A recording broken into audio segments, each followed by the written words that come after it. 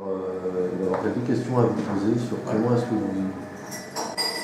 Qu'est-ce qui vous a amené à créer cet espace? Une envie de développer un bain, un écosystème qui permette aux gens qui ont des projets, de quelque nature soit-il, d'avoir un endroit, un réseau, un écosystème qui favorise le développement de leur projet.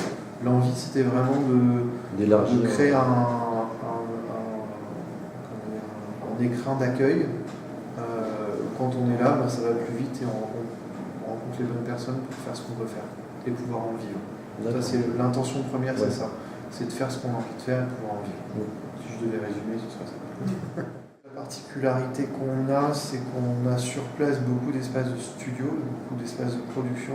En fait, si vous voulez, en termes de proposition de valeur, ce que je recherchais, c'est que un start-upper qui a bossé toute sa journée sur son business plan et qui doit pitcher le lendemain puisse croiser un comédien qui sort de répétition et dire bah tiens, demain je dois pitcher, t'as pas des conseils à donner pour ma prise de parole en public.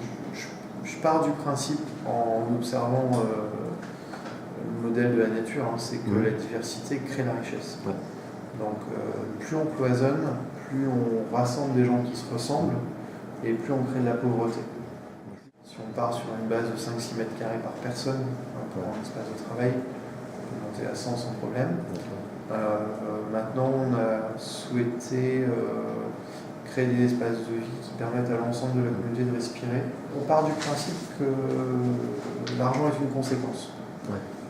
Donc si c'était un but, on serait à 100, 120. Mais comme c'est une conséquence, on est à plutôt 80 maximum à pleine charge. Donc en fonction des activités, on est obligé, si on veut vraiment s'adresser à tout le monde, de faire des tarifs qui sont adaptés à chaque moyen de chaque communauté.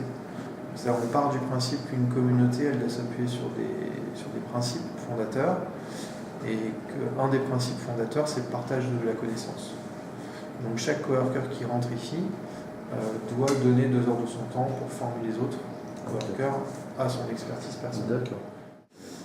Je crois qu'on ne peut pas faire de belles choses, enfin on peut faire des belles choses sans y mettre son cœur, mais on peut pas être inspiré si on se donne pas.